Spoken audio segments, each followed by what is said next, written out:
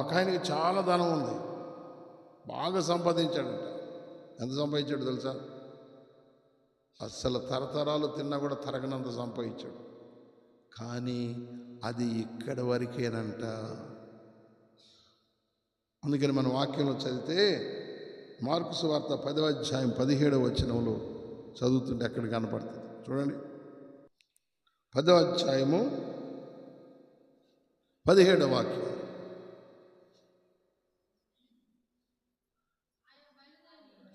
ఆయన బయలుదేరి మార్గమున పోవుచుండగా ఒకడు పరిగెత్తుకొని వచ్చి ఆయన ఎదుట మోకాళ్ళుని, సద్బోధకుడా, నిత్య జీవమునకు వారసుండగుటకు నేనేమి చేయాలి అని ఆయన అడిగాడంట.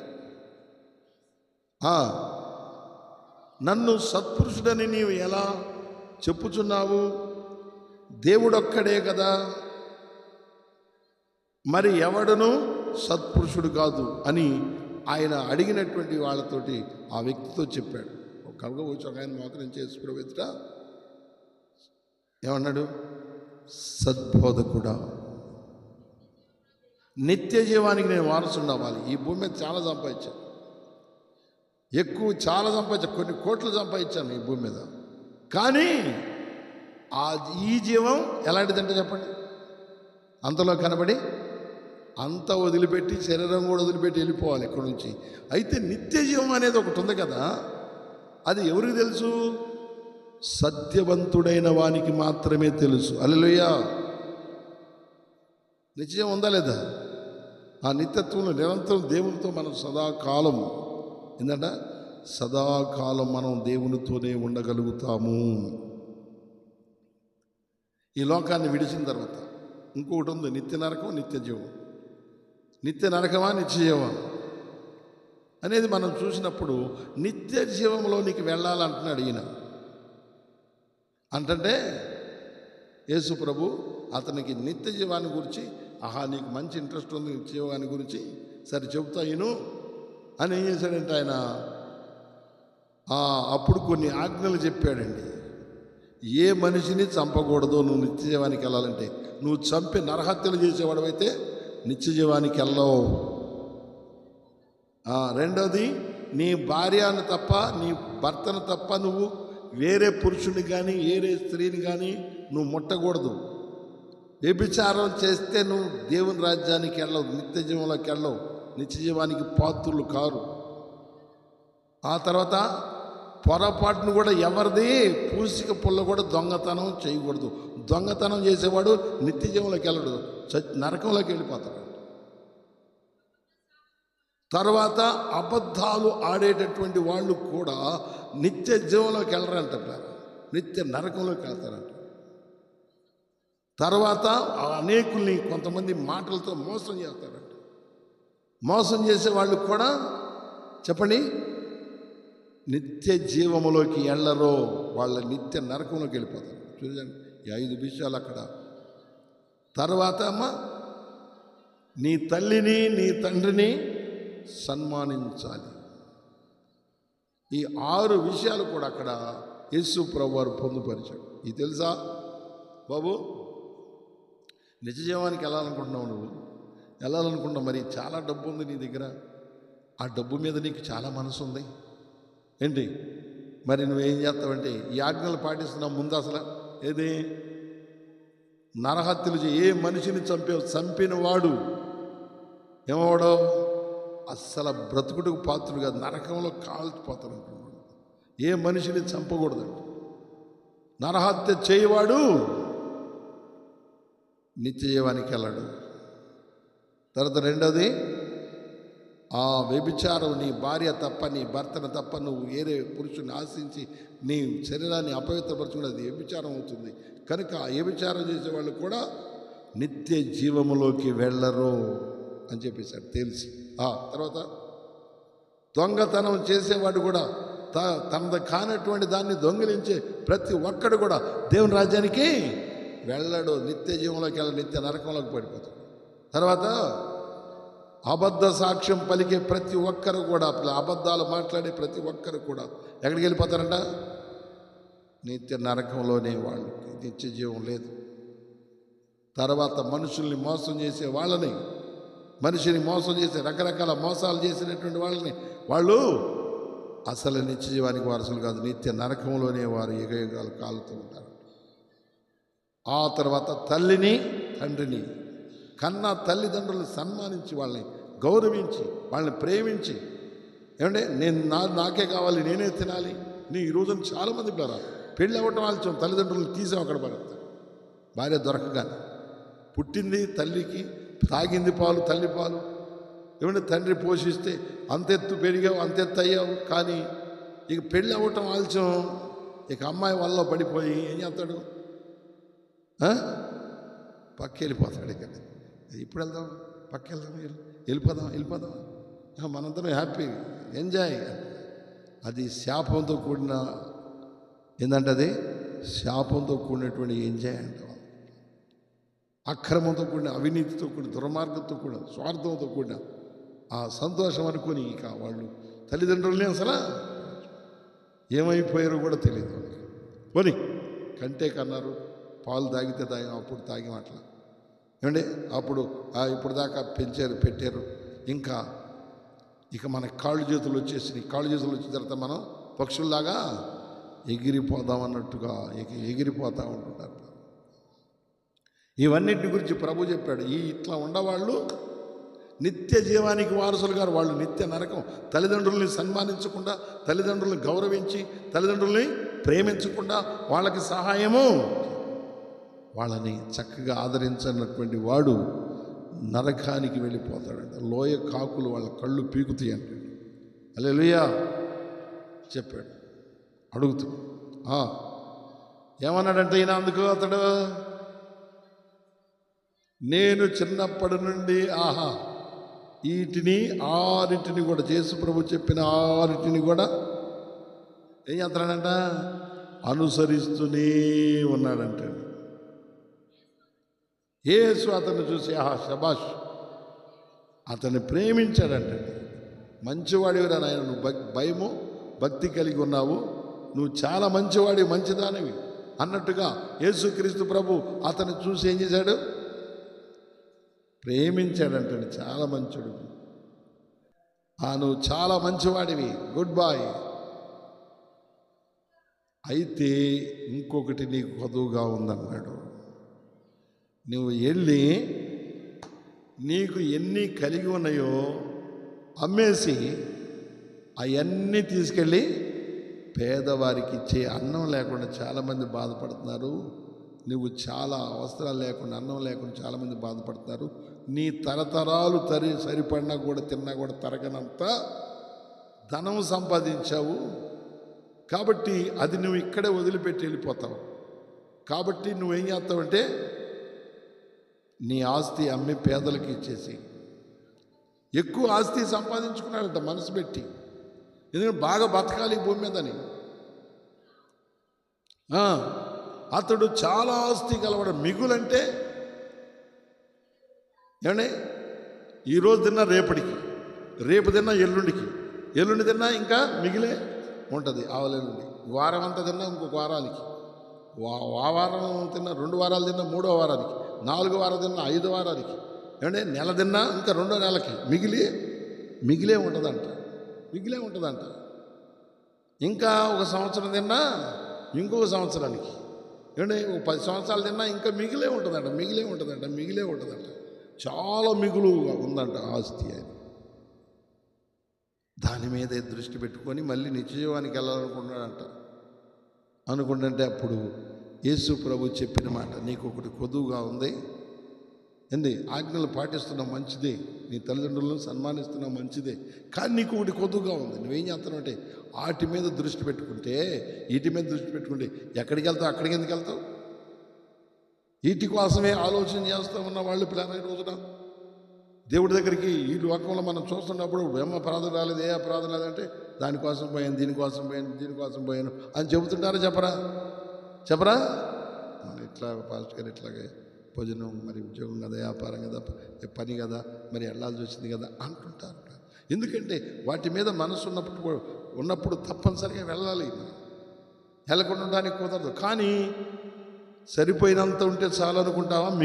మిగలాలని కోరుకుంటూ ఉంటావా? చెప్పండి. మిగలాలనే సంపాదన. హల్లెలూయా.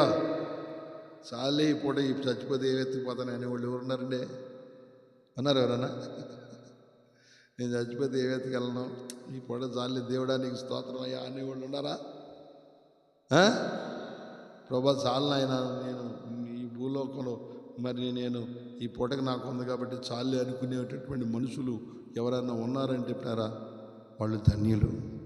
అలా కాకుండా రేపటికి ఎల్లుండికేంది అండి, పిల్లల పుట్ట ముందే పిల్లల పెళ్ళిళ్ళు ఏంటి, పిల్లల భవిష్యత్తు ఏంటి, ఇల్లేంటి, వాకిలేంటి, ఇవన్నీ గురించి ఒకటే ఆలోచన. ఏమి తిందుమా, ఏమి త్రాగుదుమా, ఏమి ధరించుకుందుమా, ఇది ఒకటే ఎతుకులాటలోకి వెళ్ళిపోయి రేపు కటక్కనే చచ్చిపోయి మొత్తం విడిచిపెట్టి వెళ్ళిపోతారు. వాళ్ళు అనుకుంటారు మా నాన్న ఉన్నారు, మా అమ్మ ఉంది, మాకేం పర్లేదని అకస్మాత్తుగా వెళ్ళిపోతూ ఉంటుంటారు కదా. అయ్యో ఏంటి ఎట్లా జరిగింది అని తర్వాత బాధపడుతూ ఉంటాం. కానీ మన జీవితాల్లో మనం ఏం చేయాలి చెప్పండి? ఏం చేయాలి? దేవుడు ఉన్నాడు, లేకపోతే ఈ పూట ఉంది మనకి చాలు అనేవాళ్ళు ఎవరున్నారండి? చాలు అనేవాళ్ళు ఉన్నారు. ఎంత ఉన్నా కూడా ఇంకా కావాలి, ఇదంటే అప్పుడు కావాలి, ఇప్పుడు కావాలి. రేపు ఏమైనా జ్వరం వస్తే, మంచాన పడితే, అదే పడాలా, మంచాన పడాలా, వ్యాధులు వస్తే, బాధలు వస్తే, ఖర్చులు వస్తే, ఆ రోగాలకి కావాల్సినటువంటి మెడిసిన్ కావాలి కదా, అన్నీ కూడా సిద్ధపరచుకుంటారు. వీళ్ళు రావాలని, అన్ని రోగాలన్నీ వీళ్ళకి రావాలని కోరుకుంటారు. నాకు రాదులే, నాకు దేవుడు ఉండాలే అనేటటువంటి వాళ్ళు ఎంతమంది ఉన్నారండి? దేవుడు ఉన్నాలే, నాకేమి రావులే అనేవాళ్ళు ఎంతమంది ఉన్నారు? అమ్మో వస్తాయి,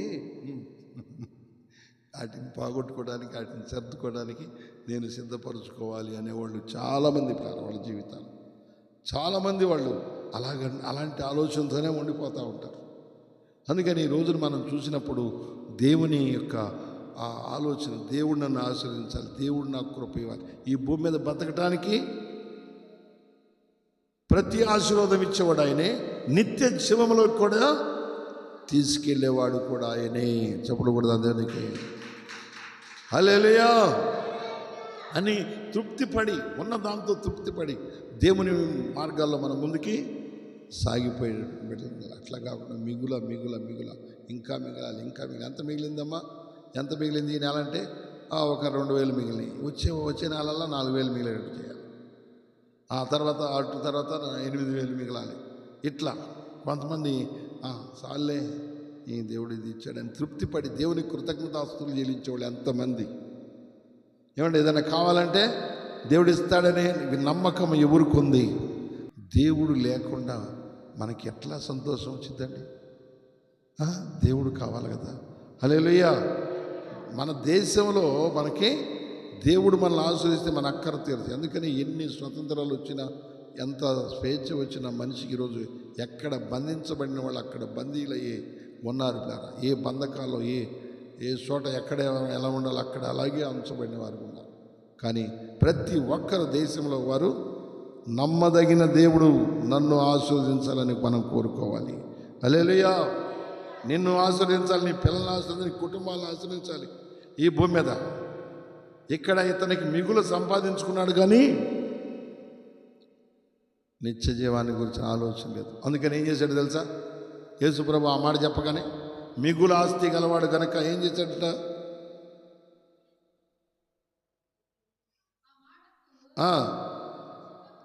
ఏంటంటండి, ముఖం చిన్నపోయిందంటండి. ఏమన్నాడు యేసుప్రభు? కొంతమందికి ఏదన్నా దేవుని గురించి లేకపోతే ఏదన్నా మంచి చక్కటి మాట, ఆశీర్వాదకరమైన మాట చెప్పుకుంటే ముఖంలో కళ్ళ రావాలి, ముఖాన్ని చిన్నపుచ్చుకున్నట్టుగా. ఏంది ఇట్లా చెప్పాడు, ఇట్లా చెప్పాడు, నా తీసుకుపోయి పేదలకి ఇవ్వమంటున్నాడు ఏంటి, నా ఆస్తి పేదలకి ఇచ్చి నువ్వు వచ్చి నన్ను వెంబడించని చెబుతున్నాడు ఏంటి? అని ముఖాన్ని చిన్నపుచ్చుకొని నిత్యజీవన సంఘం తర్వాతలే అని దీని మీదే ఏమి వచ్చేసింది, అతనికి ఆలోచన వచ్చేసిందండి. ఈ ఏసైని విడిచిపెట్టి, చెప్పండి, ఏసైని విడిచిపెట్టి వెళ్ళిపోయాడు. ఇక ఏసైని అడిగాడు కానీ చెప్పిన దాన్ని పొందుకోలేకపోయాడు. ఈరోజు కూడా చాలామంది అడుగుతారు, కానీ ఆయన చెప్పినట్లుగా చేయకుండా, ఆయన చెప్పినటువంటి దాని గురించి మనం పొందుకోకుండా దారి తప్పిపోతుంటారు చాలామంది. ఈరోజున మనం పొందాలి. ఆమేన్ కదా. ఏసై చెప్పాడు కదా, చెప్పలేదా? ఏసై ఇస్తానన్నాడా? అడగమన్నాడా? నన్ను ఆశీర్వదిస్తాడని కోరుకోమన్నాడు. హల్లెలూయా. నిన్ను ఆశీర్వదిస్తాడు, నీ పిల్లల్ని ఆశీర్వదిస్తాడు. నువ్వు రకరకాలుగా ఈ లోకంలో సంపాదించడానికి, దాన్ని కూడబెట్టుకోవడానికి, దాని మీదే మనసు పెట్టుకోవడానికి ప్రయత్నం చేయకూడదు. నిత్యజీవం కావాలన్నవాడికి ఇతనికి నిత్యజీవం కావాలనే ఆశ ఉన్నదా? ఉంటే ఎందుకు పోతాడు? యేసు ప్రభు చెప్పినట్లే చేసేవాడు కదా. ఈరోజు కూడా ఇక్కడ కూర్చున్న మీ అందరికీ దేవునిలో నుండి దేవుని ఆశీర్వాదం పొందుకొని మరి నిత్య జీవంలోకి పొందాలని అందరికీ ఉందా ఆశ? ఉందండి అమ్మా? ఉందా? హల్లెలూయా. నిత్యజీవానికి పోవాలని ఉంది కదా. మరి వీటి మీద మనసు తగ్గిస్తారా? దేవుడు నన్ను ఆశ్రయించాలి. నేను దేవుడి సందికి వెళ్ళకపోతే ఏమో నాకు ఆశీర్వాదం పోయింది. దేవుడు నన్ను ఆశీర్వదించాలని ఎంతమంది దేవుని దగ్గరికి వస్తుంటారు, ఎంతమంది దేవుని ఆరాధిస్తుంటారు. ఈ రోజున ఆరాధించకపోతే నాకు ఆశీర్వాదం తగ్గుద్ది, దేవుడి ఆశీర్వాదం బాగొట్టుకుంటాను అని మరి చక్కగా ఏం చేయాలి? సమయోచితంగా దేవుని సన్నిధికి పరుగున రావద్దా? కొంతమంది రారు, ఆసక్తిగా రారు. వెళ్దాంలే పాటల కాడి నుంచి ప్రారంభం నుండి ముగింపు వరకు ఏమండి చెప్పబడే ప్రతి మాట మందిరంలో ఏం జరిగింది, ఈరోజు ఏం పాడబడారు, ప్రారంభంలో ఏం ప్రార్థన చేశారు, ఏమండి ఏ వాక్యం ప్రారంభించారు, ఎట్లా వాక్యం చెప్పారు, ఎటువంటిది అని దీని మీద దృష్టి ఉందా? ఏమో ఎంత వాక్యం విన్నా, ఎంత ప్రార్థన చేసినా, మందిరానికి వెళ్ళినా నా బతికేందో అనుకుంటా ఆలోచన చేస్తాను. చెప్పండి, నా మనసు ఏందో, నా ఆలోచన ఏందో, నా బాధ ఏందో అనుకుంటూ ఉంటుంటామని. నమ్మదగిన దేవుడు నిన్ను ఆశీర్వదిస్తాడు. హల్లెలూయా. ఎందుకు నీకు దిగులు, ఎందుకు నీకు చింత? ఆయన నిన్ను తప్పనిసరిగా ఆశీర్వదిస్తాడు. ఆయన చెప్పిన మాట ఏం లేదండి, నిత్యజీవం కావాలన్నాడు. కానీ ఈరోజున కూడా అట్లాగే ఉంది క్రైస్తవం. చాలామంది ప్రార్థన యేసయ్యని నమ్ముకుంటే రక్షణ వచ్చింది, అన్నీ వస్తాయి అనుకున్నారు. కానీ ఆయన వెంబడించినప్పుడు వాటిని మనం పొందగలుగుతాము. మొఖాలు చిన్నబుచ్చుకొని వెనక్కి వెళ్ళిపోయేవాళ్ళు, అదేమని రకరకాలుగా పిల్లరా చిన్నబుచ్చుకునేటటువంటి దేవుని మాట వినటానికి మొఖాలు చిన్నబుచ్చుకోవటం అవసరమేందండి? అంటే దేవునితో నడవడానికి మొఖం చిన్నబుచ్చుకోవాలా? తప్పు చేస్తే మొఖం చిన్నబుచ్చుకోవాలి. నేను తప్పు చేశాను, నేను పాపం చేశానని నీ మొఖం చిన్నబుచ్చుకోవాలి. కానీ దేవుని నీతిలో నడుస్తా, దేవుని సత్యంలో నువ్వు ఉంటా, ఇక మొఖం చిన్నబుచ్చుకోవాల్సిన అవసరం లేదు. సంతోషంగా ఉండాలి. హల్లెలూయా. అబ్బా మంచి మాట చెప్పావు ప్రభా, నేను ఇప్పుడే అలాగా చేస్తానయ్యా. అని ఏం చేయాలి అతను? చెప్పండి, ఏం చేయాలి? పరుగుని వెళ్ళిపోయి అలాగే చేస్తానని ప్రభువుని వెంబడించాలి. వచ్చి మరి నిత్యజీవం కావాలన్నాడుగా. ఇంక ఈ జీవం ఎందుకు? ఇదంతా ఎంతలో కనబడి అంతలో మాయమైంది, అంతలో కనబడి అంతలో మాయమైపోయి ఆవిరి లాంటిది. అతని సంపాదన కూడా, మిగులు ఆస్తి కూడా సంపాదించుకుంది. అసలు రేపేం జరుగుతుందో అతనికి తెలియదండి. తెలీదు. కరోనా వస్తుందని తెలియదు. కరోనాలో ఎంతమంది పోయారు తెలుసా? ధనవంతులు పిల్లరా దగ్గర కూడా వెళ్ళి చూడకుండా వాళ్ళని మూటగట్టి క్రేనులతో గొయ్యి తీసి గోతులు పడేశారు. ధనవంతులు, బలవంతులు, జ్ఞానవంతులు, విద్యావంతులు సంపాదన ఈ రోజున పుట్టింది మొదలుకొని చచ్చిపోయేంతవరకు ప్రతిరోజు ఏం చేస్తున్నారు తెలుసా? సంపాదన. దేవుడు ఉన్నాడు, దేవుడు ఇస్తాడు, దేవుడు సహాయం చేస్తాడు, దేవుడి చిత్త ప్రకారం బతకాలి, దేవుడు ఎవరో తెలుసుకోవాలి. ఇదేమీ లేదు.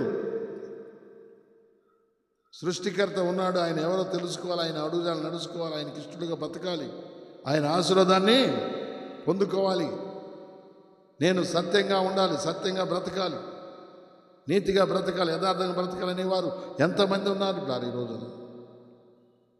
ఉంటే అట్టివారు నిత్య జీవానికి వారసు. అట్లా కాకుండా ఒక మనిషిని చంపటానికైనా, ఏమండి, వ్యభిచరించడానికైనా వెనకాడని వారు, ఒక నరహత్యలు చేసైనా బ్రతకడానికి, ఏమండి, తర్వాత వ్యభిచరించి బ్రతకడానికి, తర్వాత దొంగతనం చేసి దొంగిలించైనా బ్రతకడానికి మనిషి ఏం చేస్తున్నాడు? ప్రయత్నం చేస్తున్నాడు. మోసం చేసి అయినా బ్రతకడానికి, అబద్ధాలు ఆడైనా బ్రతకటానికి మనిషి ఏం చేస్తున్నాడు? ప్రయత్నం చేస్తున్నాడు. సంపాదించడానికి ప్రయత్నం చేస్తున్నాడు. అబద్ధాలు ఆడైనా మోసపుచ్చుతున్నారు. ఏమండి, తల్లిదండ్రులు కూడా ఒక ముద్ద వేయకుండా వాళ్ళు ఉండగానే వృద్ధాప్యంలో అక్కడ ఇడిచిపెట్టి పోతున్నారంటే ముసలోళ్ళు.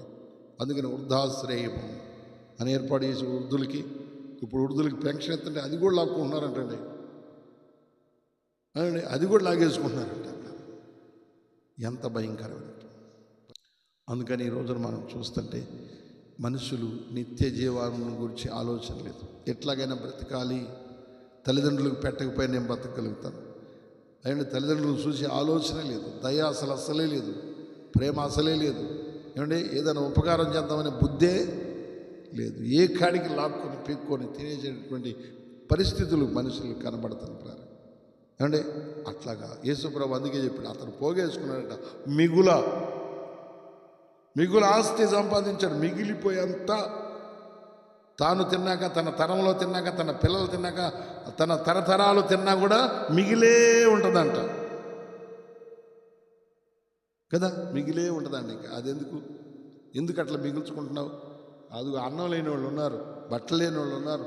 ఎందుకు అలాగిస్తే నీకు మంచిది కదా, నువ్వు వచ్చి నన్ను వెంబడించు, రా సువార్త చేద్దాంరా నాతో పాటు. ఇదిగో నశించిపోతున్న సువార్త తెలియని వాళ్ళకి తెలియజేయి, నాతో రా అంటే ముఖం చిన్నబుచ్చుకున్నాడంట. మంచి మాట చెబితే చెప్పండి, ముఖం చిన్నబుచ్చుకొని వెళ్ళిపోయాడంటండి. ఎంత కష్టతరమైన పరిస్థితులు. ముఖాలు చిన్నబుచ్చుకునేవారు ఎంతమంది దేవుని చిత్తం చేయటానికి, ఈ రోజున దేవుని చిత్తాన్ని జరిగించడానికి మరి ముఖం ఎంతగానో సంతోషంగా మరి ఏం చేయాలి? ఆనందం పుట్టుకొని రావాలి. నాకు మంచి విషయాలు తెలిసిని, నమ్మదగిన దేవుడు ఇహమందు పరమందు నాకు కృపనిస్తాడు. హల్లెలూయా. ఇదిగో సద్బాధకుడు అన్నాడు, సత్పురుషుడా అన్నాడు, అడిగాడు, చెప్పిన మాట వింటలేదు. చెప్పిన మాట వినకుండా ముఖం చిన్నబుచ్చుకొని వెళ్ళిపోయాడు. కనుక ఈ రోజున మన ముఖాలు చిన్నబుచ్చుకునే మాట కాదు.